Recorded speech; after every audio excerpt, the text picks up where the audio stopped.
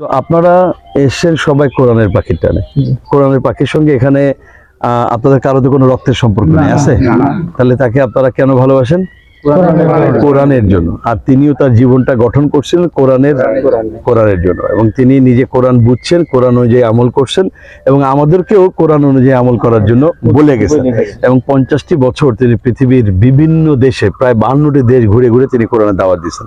আর এই কোরআনের দাওয়াত দেওয়াটাই ছিল তার অপরাধ। তো এই অপরাধ তো তিনি প্রথম করেন নাই। কোরআনের দাওয়াত দেওয়ার এটা যদি অপরাধ হয়, এই অপরাধ হযরত আদম থেকে শুরু হয়েছে, আর এই অপরাধ চলতে থাকবে কিয়ামত পর্যন্ত। তো সুতরাং আমরা এই অপরাধে আপনাদেরকে যতই অপরাধী সাব্যস্ত করা হোক, তাতে আমরা মনোবল হারাই না, তাতে আমরা নারাজও হই না, বরং আমরা খুশি হই এই কারণে যে ওরা আমাদেরকে চিনতে পারছে যে আমরা হক পথে আছি এবং হকের দাওয়াত দিচ্ছি, এজন্যই আমাদের শত্রুতা ওরা করে।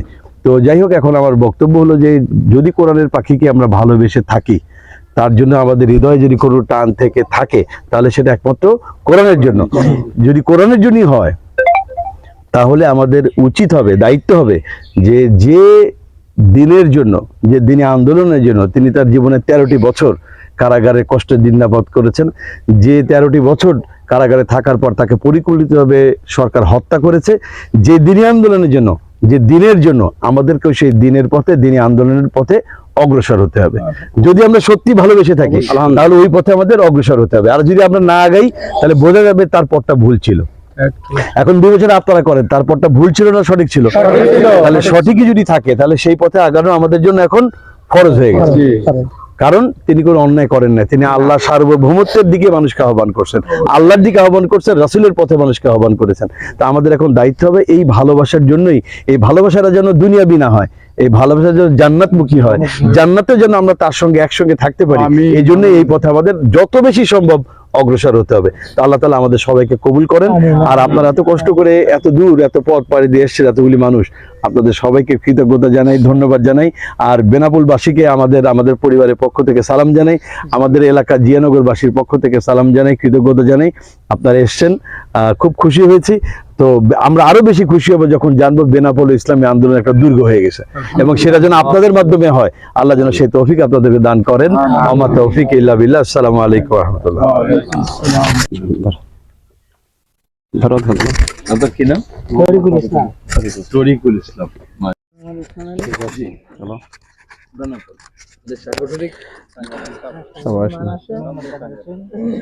সফরসঙ্গী ভাইরা, যাক আমাদের সফরটা সফল হলো, আমাদের মাসুদ ভাইয়ের সাথে সাক্ষাৎ হলো। একটা বিষয় না বলে থাকতে পারি না।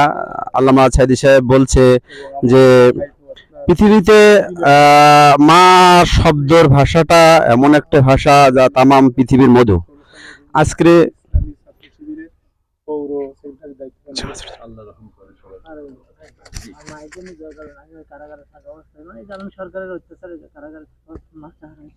আল্লাহ রহম করেন মায়ের, আল্লাহ জান্নাত নসিব করেন, আল্লাহ কবরটা জান্নাতের বাগান বানান। মায়ের রাতে আমি সকালবেলা গাড়ি ভালো আছে।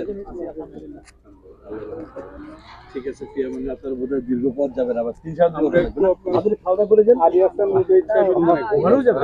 না আসেন আসেন, মাশাআল্লাহ, আসেন একটু পানি ঠিক আছে। শহীদ পরিবার বলা যায়, শহীদ পরিবার যদি এক গ্লাস পানি খায়, সেটাও আমাদের কল্যাণ।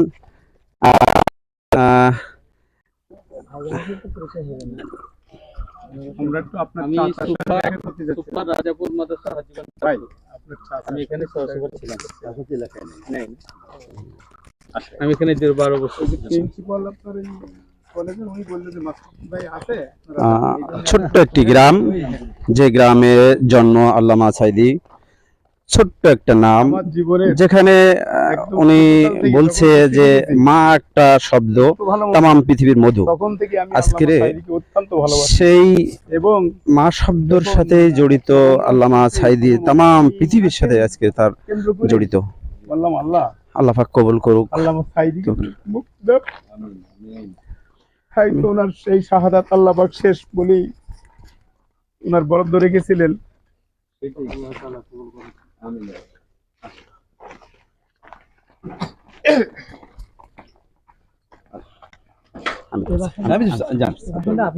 এটা আমার ফুপুর।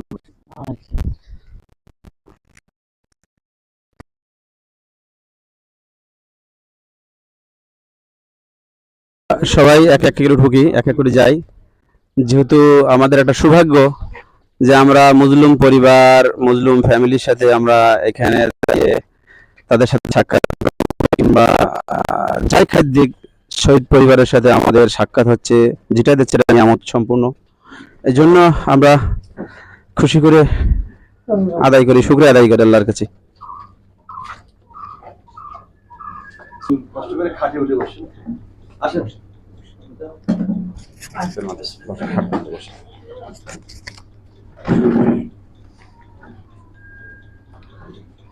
আমাদের পরিচয় সবাই সাংগঠনিকভাবে আছে, এখানে কেউ কর্মী, কেউ সাথী।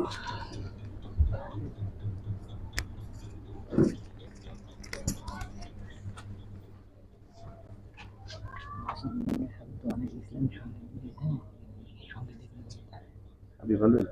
আচ্ছা দেন, সময় পাচ্ছে তাহলে করুন।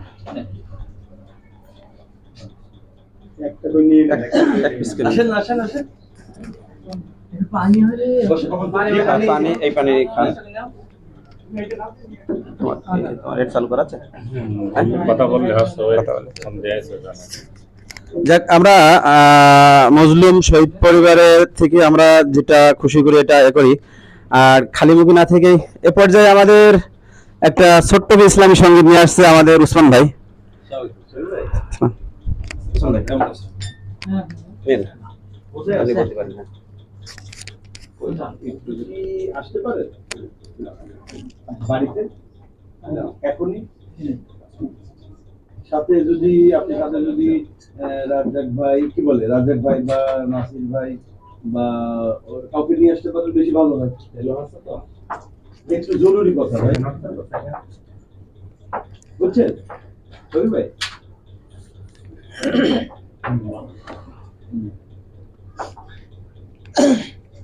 শেষ বিদায়, আমাদের সফরটা একটু উদ্দেশ্য করে আপনি দোয়া করে দেন। হাত তুলে দেওয়ার প্রয়োজন নেই, আমরা দোয়া করি সবাই সবাই। তো আলহামদুলিল্লাহ, ইন্নাল হামদুলিল্লাহ ওয়াসসালাতু ওয়াসসালামু আলা নবিয়িনা মুহাম্মদ ওয়া আলা আলিহি ওয়া সাহবিহি আজমাইন। আমি আবারও আপনাদের সকলের কাছে কৃতজ্ঞতা জানাচ্ছি। আপনারা অত বেনাপোলের মতো এরকম একটি জায়গা থেকে দীর্ঘ পথ পাড়ি দিয়ে এসে আমাদেরকে ধন্য করেছেন, কৃতজ্ঞতা বন্ধনে আবদ্ধ করেছেন। আল্লাহ শুকরিয়া আদায় করছি, সাথে সাথে বান্দার শুকরিয়া আদায় করছি। আলহামদুলিল্লাহ, আল্লাহ তাআলা আপনাদের সফর সালামত করেন, আপনাদের সফর সালামত করেন। আল্লাহ মামা সুন্দর আসেন, আপনাদের সফর সালামত করেন, আপনাদেরকে হেফাজতে রাখেন, নেখায়াতে রাখেন। আপনাদের জন্য অনেক দোয়া রইল। আর যে কথাটি একটু আগে আমি বলছিলাম, আমাদের মকসদ একটাই, আমরা জান্নাত থেকে এসেছি, আমরা জান্নাতেই ফিরে যেতে চাই। ফিরে যেতে চাইলেই জান্নাতে যাওয়া যাবে না, জান্নাতে ফিরে যেতে গেলে কিছু আমল করে ফিরে যেতে হবে।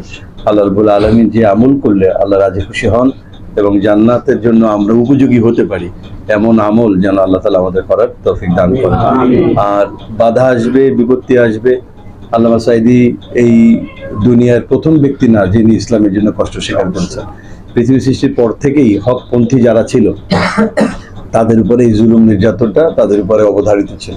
তো তারা এই সমস্ত জুলুম নির্যাতন সহ্য করে আল্লাহর পথে জীবন দিয়ে প্রমাণ করেছেন যে আল্লাহকে এবং আল্লাহকে রাজি খুশি করার জন্য তারা দুনিয়ায় জীবনযাপন করেন এবং আল্লাহর জন্যই তারা জীবনকে উৎসর্গ করেন। আল্লামা সাঈদী সেই সৌভাগ্যবানদের একজন যিনি আল্লাহর জন্য জীবনকে উৎসর্গ করেছেন। তা আমরা তারই উত্তরসূরি হিসেবে আমাদের দায়িত্ব নিজেদেরকে আল্লাহর দ্বীনের জন্য প্রস্তুত করা এবং প্রয়োজনে জান এবং মালকে কোরবানি করে আল্লাহর দিকে অগ্রসর হওয়া। তো আল্লাহ তাআলা আমাদের সেই তৌফিক দান করেন। আবারও আপনাদের জন্য দোয়া করছি, আল্লাহ রাব্বুল আলামিন আপনাদের সফর সালামত করেন, একই সাথে আল্লাহ আপনাদের প্রত্যেককে নেক হায়াতে রাখেন, সুস্থতার সাথে রাখেন এবং স্থানীয় বা জাতীয় পর্যায়ের যে কোনো ধরনের চক্রান্ত ষড়যন্ত্র থেকে আল্লাহ তাআলা আপনাদেরকে, ইসলামী আন্দোলনকে, আন্দোলনের নেতৃবৃন্দ এবং সর্বস্তরের কর্মী সহ সকলকে আল্লাহ তাআলা হেফাজত করেন। এই দোয়া আপনাদের জন্য রইল। আর আপনারা আমাদের জন্য দোয়া করবেন, আল্লাহ রাব্বুল আলামিন যেন আমাদেরকে যে কোনো পরিস্থিতির মোকাবেলায় ধৈর্যের সাথে, ঈমানের সাথে রাখেন এবং আমরা যেন আল্লাহ যখন ডাক আসবে আমরা যেন ঈমানের সাথে আল্লাহর দরবারে হাজির হতে পারি। এই দোয়া চেয়ে আমার কথা শেষ করছি। আসসালামু আলাইকুম ওয়া রাহমাতুল্লাহি ওয়া বারাকাতুহু। ছোট্ট একটা স্মৃতির কথা, যদি আপনার সাথে আল্লামা সাইদির সাথে একটা স্মৃতির কথা বলতেন, মানে আপনার সাথে যেটা কোনো স্মৃতি ছিল সেই কথাটা যদি স্মৃতি তো আসলে শেষ নেই, এর কোনো শেষ নাই। স্মৃতি শেষ নাই, তবে ছোট একটি ঘটনা বলি। সেটা এরকম যে 1996 সালে আব্বা প্রথম জাতীয় সংসদ নির্বাচনে অংশগ্রহণ করেন।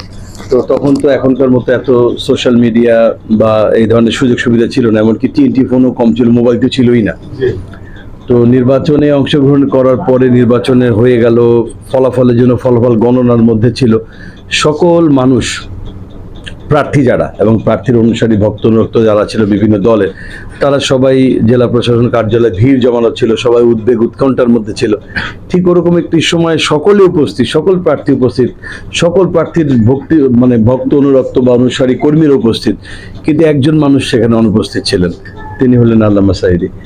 তো সবাই খোঁজ খবর করতে লাগলো তিনি কোথায়। খোঁজ নিয়ে জানা গেল তিনি তার গ্রামের বাড়িতে এসেছেন, মানে এইখানে এসেছেন, পিরোজপুর শহর থেকে তিনি এখানে এসেছেন। তো তখন নির্বাচনের ফলাফলটা ঘোষণা হলো প্রায় রাত 2টা-2:30টার দিকে। তখন সেই পিরোজপুর থেকে ঝাঁকে ঝাঁকে লোকজন বাড়িতে আসলো। বাড়িতে আসার পর দেখা গেল তিনি ঘুমে। তো তাকে চিৎকার চেঁচামেচির আওয়াজে তার ঘুম ভেঙে গেল। তো তিনি জানতে চাইলেন কি হয়েছে। তখন সবাই তাকে জানালো আল্লাহর মেহেরবানিতে আল্লাহ আমাদের বিজয় দান করেছেন। তো তিনি তখন সাথে সাথেই ওযু করলেন, 2 রাকাত শুকরিয়া নামাজ আদায় করলেন। তো তিনি যখন বাইরে আসলেন তখন হাজার হাজার মানুষ তাকে জিজ্ঞেস করছে, এত মানুষ, এত উদ্বেগ উৎকণ্ঠা, আপনার জীবনের প্রথম নির্বাচন, এত উদ্বেগ উৎকণ্ঠায় সমস্ত প্রার্থীরা, আপনি কিভাবে নিশ্চিন্তে ঘুমালেন? এই ঘুম আসলো কিভাবে?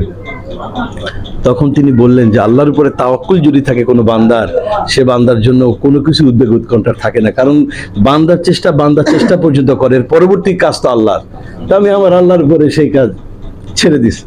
তো আলহামদুলিল্লাহ সর্বাবস্থায় তিনি আল্লাহর উপরে তাওয়াক্কুল করতেন। আমরা আব্বার সঙ্গে যখন কারাগারে ছিলেন, আমরা যতবার আব্বার সঙ্গে সাক্ষাৎ করেছি, তিনি একটি বারের জন্য বলেননি যে বাবা আমার তো খুব কষ্ট হচ্ছে, তোমরা দেখো একটু তদবির করো, কোথাও একটু সুপারিশ করো, অথবা কাউকে বলে দেখো আমাকে কোনো ভালো খাবার বা ভালো থাকার ব্যবস্থা করা যায় কিনা, অথবা আমাকে মুক্ত করা যায় কিনা, তোমরা একটু সুপারিশ বা তদবির করো।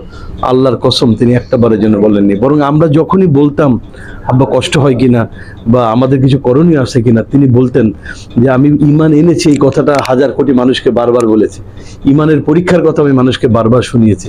আল্লাহ তাআলা আমার উপর ঈমানের পরীক্ষা নেবেন না? আল্লাহ তাআলাকে আমি জান্নাত দাবি করি, আল্লাহ কি আমার পরীক্ষা ছাড়া আমাকে জান্নাত দেবেন? তো আল্লাহ তাআলা আমাকে পরীক্ষার জন্য বাছাই করেছেন, এই তো আল্লাহ শুকরিয়া। তোমরা আমার জন্য দোয়া করে যেন আল্লাহ তাআলা আমাকে পরীক্ষায় উত্তীর্ণ করেন।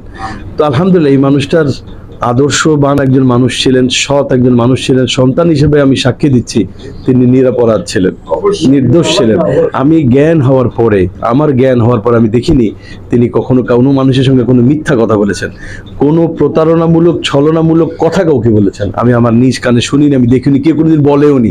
এই এলাকায় তার জন্মস্থান, এলাকার মানুষ, একজন মানুষ যে কিনা তার রাজনৈতিক প্রতিপক্ষ বা রাজনৈতিক অন্য মতাদর্শের, সেই মানুষটা বলতে পারবেন বা বলে না যে তিনি কারোর সঙ্গে কোনো অন্যায় আচরণ করেছেন বা কাউকে মিথ্যা মামলা দিয়ে ফাঁসিয়েছেন, অথবা কারোর সঙ্গে ছলনা করেছেন, অথবা কারো একটি টাকা আত্মসাৎ করেছেন। তা আলহামদুলিল্লাহ আল্লাহ তাআলা তার বান্দার উপরে এহসান করেছেন যে আল্লাহ তাকে সকল রকমের শয়তানের ওয়াসওয়াসা থেকে আল্লাহ তাকে হেফাজতে রেখেছিলেন। তো আমরাও এটাই বলি যে ইনশাআল্লাহ তাআলা আমরা তার মানে যে পথে তিনি চলেছেন, এই পথ রাসূলের পথ, আর এই পথেই আমরা চলবো ইনশাআল্লাহ তাআলা। যে পথে তিনি চলেছেন এটা তার পরিবারের পথ, তার বাবার দেখানো পথ, এ পথ আল্লাহর পথ, এ পথ রাসূলের পথ, এ পথেই আমরা চলবো, আর এই পথের জন্য আমরা প্রস্তুতি গ্রহণ করবো ইনশাআল্লাহ। তো আল্লাহ তাআলা সবাইকে আমাদেরকে সেই পথে কবুল করেন। আসসালামু আলাইকুম। আলহামদুলিল্লাহ আমরা সর্বশেষ পর্যায়ে